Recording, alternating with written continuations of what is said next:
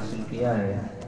دعا ہے کہ اللہ پاک ہمیں اور آپ سب کو قرآن کریم پڑھنے سمجھنے اور اپنے فضل سے عمل کرنے کی توفیق عطا فرمائے۔ تھوڑی دیر آپ اطمینان و سکون کے ساتھ بیٹھیں، انشاءاللہ قرآن کریم اور احادیث طیبہ کی روشنی میں کچھ باتیں آپ کو بتائی جائیں گی۔ اس سے قبل آئیے ایک بار اور جی لگا کر محبت کے ساتھ اپنی اور ساری کائنات کے مابع و ملجا یعنی سرور کون و مکان صلی اللہ علیہ وسلم کی بارگاہ میں اور درود شریف کا نذرانہ پیش کرنے پڑھیں۔ بابا ظفر اللہ مولانا محمد معدن الجود والکرم وعلیہ وبارک وسلم صلاۃ و سلام علیک یا رسول اللہ صلی اللہ تعالی علیہ وسلم۔ بس کم سے کم آپ لوگ سکون رکھیں، باقی اور بھی آ رہے ہیں۔ اور آپ کا پروردگار اللہ جل شانہ قرآن کریم میں ارشاد فرماتا ہے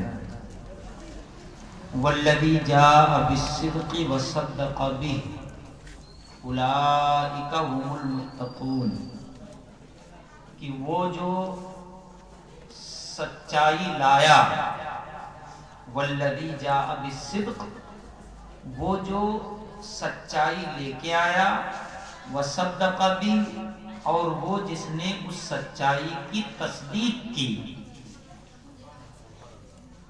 اولئک هم المتقون، یہ دونوں متقی ہیں، دونوں پرہیزگار ہیں، دونوں اللہ کے پیارے ہیں۔ سبحان اللہ، بڑھتے ہیں سبحان اللہ۔ یہ ہوائی جہاز کہاں لایا ہے؟ وہی رکھ کے بیٹھ جاؤ، آپ لوگ بیٹھ جاؤ۔ یہ میں نے تلاوت کی ہے کہاں؟ 24ویں پارے میں کہاں ہے؟ آپ ایک بار بولیں تاکہ آپ کو یاد رہا ہے۔ 24ویں میں گنتی بڑی خطرناک ہے۔ پارہ نمبر 24 ہے، کوئی اور نمبر نہیں، اس میں یہ آیت کریمہ ہے۔ آپ لوگوں کے ذہن میں پتہ نہیں کیا بھرا رہتا ہے، وہ بدنام مجھے کرتے ہیں۔ والذی جاء بالصدق، وہ جو سچائی لے کے آیا، وصدق بھی، اور جس نے اس کی تصدیق کی۔ یہ تو بات ہو گئی قرآن کی۔ اب کون سچائی لایا، کس نے تصدیق کی، اس کا کوئی ذکر آیت کریمہ میں صراحت کے ساتھ نام بنام نہیں ملتا۔ اب قرآن سمجھایا ہے صاحب قرآن نے جس پر قرآن نازل ہوا، ورنہ اگر صرف اللہ کی کتاب آتی اور کتاب ہی پڑھ کر کے لوگ ہدایت پا جاتے تو پھر اللہ نبیوں کو نہ بھیجتا، صرف کتاب بھیج دیتا۔ حضرت موسیٰ کو نہ بھیجتا، خالی توریت بھیج دیتا۔ حضرت عیسیٰ کو نہ بھیجتا، خالی اپنی کتاب انجیل بھیج دیتا۔ حضرت داؤد علیہ السلام کو نہ بھیجتا کیونکہ وہ نبی ہیں، صرف اپنی کتاب اللہ ضرور بھیج دیتا۔ تو ہر دور میں لوگ کتابوں سے ہدایت پاتے رہتے، اور اللہ تو کتاب کا بھی محتاج نہیں ہے۔ وہ جسے چاہے کہ وہ مجھے چاہے، وہ بندہ اللہ کو چاہنے والا ہو جاتا۔ مچل کے بولیں گے کوئی ضرورت ہی نہیں، اللہ ضرورتوں سے پاک ہے، بے نیاز ہے، وہ کسی چیز کا محتاج نہیں ہے۔ لیکن اللہ کی کتاب کو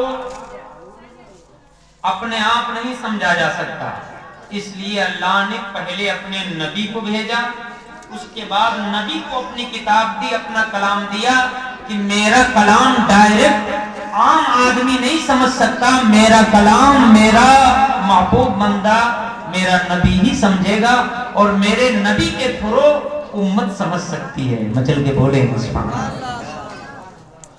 یہ تاریخ آپ دیکھتے چلے جائیں، پورے قرآن کا مطالعہ کر لیں، ہر دور میں ہر زمانے میں اللہ نے انبیاء کرام کو مبعوث فرمایا۔ قوم عاد میں حضرت ہود علیہ السلام تشریف لائے، قوم سمود میں حضرت صالح علیہ السلام تشریف لائے، وَإِلَىٰ ثَمُودَ أَخَاهُمْ صَالِحًا۔ قرآن میں اللہ پاک فرماتا ہے ہم نے قوم سمود میں اپنے نیک بندے، اپنے نبی حضرت صالح علیہ السلام کو بھیجا۔ وَإِلَىٰ عَادٍ أَخَاهُمْ هُودًا، اور قوم عاد کی طرف ہم نے حضرت ہود علیہ السلام کو بھیجا، حضرت شعیب علیہ السلام تشریف لائے، حضرت زکریا، حضرت یحییٰ، حضرت یوسف، حضرت موسیٰ، حضرت عیسیٰ، 1,00,000 کم و بیش 24,000 انبیاء کرام اس خاکدان گیتی پر تشریف لائے، اس لیے آئے تاکہ بندوں کو ہم خدا کا پتہ بتا دیں، مچل کے بولیں اور بندوں کو خدا سے ملا دیں، خدا کی توحید انہیں سمجھا دیں، خدا کی توحید انہیں سمجھا دیں، اللہ کی وحدانیت سے انہیں روشناس کرا دیں۔ بندوں کو پتہ نہیں ہے کہ مالک کون ہے، خالق کون ہے، معبود کون ہے، یہ ساری باتیں ہم انہیں سکھا دیں اور ان بھٹکے ہوئے بندوں کو اپنے رب سے ملا دیں۔ یہ انبیاء کرام کا کام ہوا۔ اب جب نبی آتا ہی ہے اللہ کا کلام سمجھانے کے لیے، تو ہم ادھر ادھر 2-4 سال سعودی میں بکری چلانے والوں سے قرآن نہیں سیکھیں گے۔ جب اللہ نے اپنے نبی کو بھیجا ہی ہے اپنا کلام سمجھانے کے لیے، تو پھر نبی کے قول سے سمجھیں گے۔ ذرا مچل کے بولے نا سبحان اللہ۔ نبی کا دامن تھامیں گے، یا رسول اللہ سچائی کون لایا، اور سچائی کی تصدیق سب سے پہلے کس نے کی؟ حضرات تو اب سمسیا یہ ہے کہ ہمارے زمانے میں، ہمارے دور میں بظاہر ہمارے نبی بھی تشریف فرما نہیں اس عالم میں، تو ہم کس سے سمجھنے جائیں؟ آپ ہماری بات سمجھ رہے ہیں؟ اگر یہ بات آپ سمجھ گئے تو پھر دوسروں کے غلط سمجھانے میں آپ نہیں آئیں گے انشاءاللہ۔ بولیے نہیں انشاءاللہ۔ اب بتائیے کہ آپ کو قرآن سمجھنا ہے تو حضور تو صاحب مزار ہیں، مدینے میں تشریف فرما ہیں، وہ بھی زیر مزار ہیں۔ جو مدینہ خوش قسمتی سے پہنچ بھی جائے تو حضور کو نہیں بلکہ مزار کو دیکھ کے آتا ہے، تو پھر قرآن ہم کس سے پوچھیں، کس سے سمجھیں؟ تو اب ایک سلسلہ ہے۔ حضور نے فرمایا اصحابی کالنجوم ففی ایدیہم اقتدیتم اہتدیتم، میرے غلام، میرے ماننے والے، میرا کلمہ پڑھنے والے، حضور فرماتے ہیں قیامت تک ہوں گے، اور میرا انتقال 11 ہجری ہی میں ہو جائے گا، تو قیامت تک جو میرے چاہنے والے ہوں گے وہ دین کیسے سمجھیں گے؟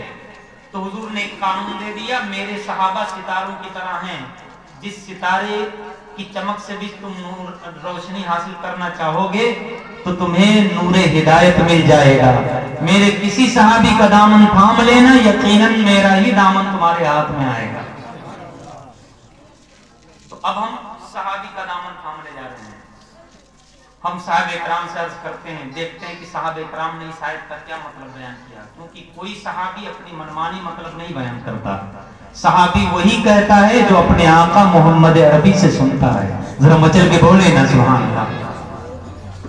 اب حضور سے حضرت علی رضی اللہ تعالیٰ عنہ نے سنا، اور پھر حضرت علی نے اس آیت کا مطلب بیان کیا۔ حضرت علی سے تو کسی کا اختلاف نہیں ہے نا، حضرت علی اس آیت کا کیا مطلب بیان کرتے ہیں؟ تفسیر میں ہے کہ حضرت علی کرم اللہ تعالیٰ وجہہ الکریم باب مدینۃ العلم ارشاد فرماتے ہیں، میں بات حضرت علی کرم اللہ تعالیٰ وجہہ الکریم کی اس لیے کرتا ہوں تاکہ کسی اور کو بھی انکار کی گنجائش نہ رہے۔ حضرت علی اس آیت کا مطلب بیان کرتے ہیں، کوئی اور کرتا تو کوئی کہہ سکتا تھا وہ بھی صدیق کا چاہنے والا رہا ہوگا۔ تو آپ توجہ کریں، تفسیر مدارک یہ بہت عظیم کتاب ہے تفسیر کی، اس کے علاوہ تفاسیر کی دیگر کتابیں آپ جا کر کے دیکھیں، حضرت علی کا یہ قول ملے گا۔ قرآن کی تفسیر صحابہ کے اقوال سے کی جاتی ہے، قرآن کی تفسیر نبی کی احادیث سے کی جاتی ہے، قرآن کی تفسیر تابعین کے اقوال سے کی جاتی ہے، اور یہ تمام اقوال احادیث کہلاتے ہیں۔ مچل کے بولے نا سبحان اللہ۔ اب یوں کہو کہ قرآن کا مطلب احادیث سے بیان کیا جاتا ہے، حدیث میں یہ ہے، حضرت مولا علی کرم اللہ تعالی وجہ الکریم ارشاد فرماتے ہیں، قسم خدا کی والذی جاء بالصدق کی، وہ جو سچائی لے کے آیا، اس سے مراد ہمارے اور پوری کائنات کے سرکار محمد عربی ہیں، وصدق بھی، اور جس نے تصدیق کی تو اس سے کوئی اور مراد نہیں ہے، سب سے پہلے محمد عربی کی روئے زمین پر تصدیق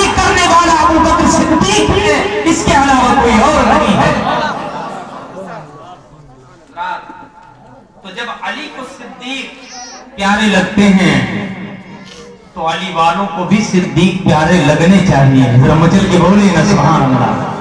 یہ حضرت علی کا قول ہے اور بہت ذمہ داری کے ساتھ. آپ تو جانتے ہیں کہ اب مجھے حوالہ دینے کی زیادہ ضرورت ہی نہیں ہے. اب میں سر سے پیر تک خود حوالہ ہوں.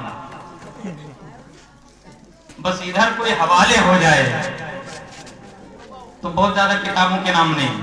کتنی بات آپ سمجھ گئے. اب سچائی لے کے حضور آئے اور سب سے پہلے حضور کی تصدیق ابو بکر صدیق نے کی. کس نے کی بولو؟ حضرت ابو بکر صدیق نے کی. اب اللہ فرماتا ہے وہ جو سچائی لایا اور وہ جس نے سب سے پہلے میرے نبی کی تصدیق کی یہ دونوں متقی ہیں. یہ دونوں کیا ہیں بولو؟ اولئک هم المتقون. یہ متقی ہیں. اور متقی جو ہو جاتا ہے وہ جنتی ہو جاتا ہے. وہ کیا ہو جاتا ہے بولو؟ جنتی ہو جاتا ہے.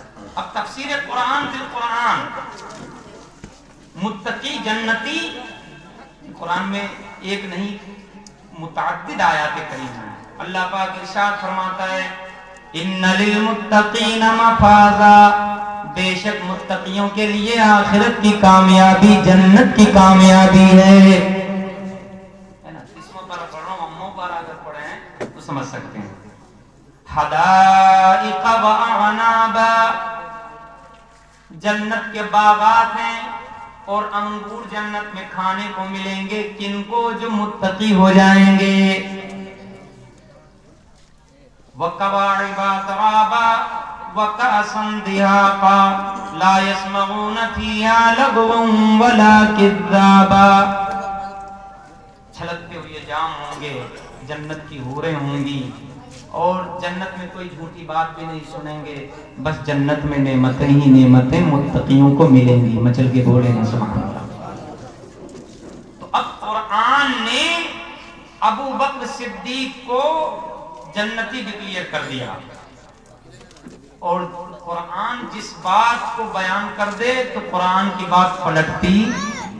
سب لوگ ایک بار بولو, قرآن کی بات پلٹتی نہیں ہے کیونکہ قرآن کلام خدا ہے. قرآن کیا ہے؟ کلام خدا ہے. اور اللہ نے اپنے کلام کا ایک اصول بیان کیا ہے, لا تبدیل لکلمات اللہ. اللہ کے کلام میں کوئی تبدیلی ناممکن ہے, کوئی تبدیلی ہو ہی نہیں سکتی. اللہ جو فرما دیتا ہے اسی پر اٹل رہتا ہے. تو اب یوں کہو گویا دوسرے لفظوں میں کہ اللہ پاک نے اپنے نبی کو اور اپنے صدیق کو ایک ہی آیت میں ایک ساتھ جنتی بیان فرما دیا. تو اب کائنات میں کوئی ایسا نہیں ہے جو ابو بکر صدیق کو باغی یا جہنمی کہہ سکے. سمجھ گئے آپ؟ یہ تو ایک بات نہیں. اب درود شریف پڑھ لیجیے تو دوسری طرف چلیں. کون ہوتا ہوں یہ بتانے والا کہ ابو بکر جنتی ہیں. سبحان اللہ. جسے اللہ نے مالک جنت بنایا ہے وہ خود فرماتا ہے, آپ کی توجہ مشکات شریف اس میں ہے, ہمارے اور آپ کے پیارے سرکار ارشاد فرماتے ہیں الا ان ابا بکر اول من يدخل الجنت من امتی. حضور اپنے صحابہ سے ارشاد فرماتے ہیں کہ میرے جانثارو سنو, میری امت میں سب سے پہلے جو جنت میں داخل کیا جائے گا وہ میرا یار غار ہوگا, میرا یار مدار صدیق ہوگا. معاملہ ہی ختم. جب حضور نے کہا سب سے پہلے جنت میں صدیق جائیں گے, اچھا جنتی ہونا ایک الگ چیز ہے اور سب سے پہلے جنت میں داخلہ ہو جانا یہ بہت عظیم مرتبہ ہے. ذرا مجل کے بولے نا سبحان اللہ. تو حضور فرماتے ہیں میری امت میں سب سے پہلے ابو بکر جنت میں جائیں گے. سب سے پہلے کون جائیں گے؟ آپ بھی ایک بار بول لیا کرو نا, کوئی الرجی تو نہیں ہے. بڑا پیارا نام ہے, ہو سکتا ہے اسی نام کے توفیل آپ کی بخشش ہو جائے کیونکہ صحابہ ستاروں کی طرح ہیں, نجوم ہدایت ہیں. ایک بار سب لوگ کہو سب سے پہلے جنت میں کون جائیں گے؟ ابو بکر صدیق. ایک بار اور کہو رضی اللہ تعالی عنہ. ماشاءاللہ سب سے زیادہ ٹھنڈی فاروقی صاحب کو ستائے ہوئے ہیں. پڑھ لیجیے. اب یہ دو چیزیں سمجھ میں آ گئی آپ کو کہ قرآن میں اللہ نے جنتی کہا اور حدیث میں رسول اللہ نے جنتی کہا, اور اللہ رسول جو کہہ دیں وہی ہوتا ہے. اللہ رسول پر کوئی غالب نہیں آ سکتا. یہ بھی میں قرآن ہی سے بتاتا ہوں, میں نہیں کہتا. اللہ پاک ارشاد فرماتا ہے کتب اللہ لاغلبن انا ورسلی ان اللہ قوی عزیز.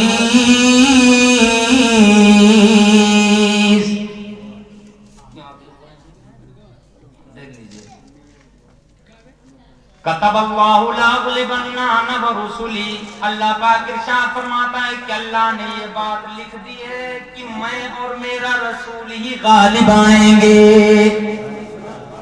میں اور میرا رسول ہی غالب آئیں گے. ان اللہ قوی عزیز, بے شک اللہ تعالی قوی ہے اور غلبے والا ہے. اللہ جو چاہتا ہے وہی کرتا ہے. تو اللہ فرماتا ہے کہ میں اور میرا رسول ہی غالب آئیں گے. تو جب اللہ نے بھی جنتی کہہ دیا اور رسول نے بھی جنتی کہہ دیا تو اب یہی دونوں غالب آئیں گے. دنیا سر پٹک کے مر جائے میرا صدیق جنتی. کام ختم.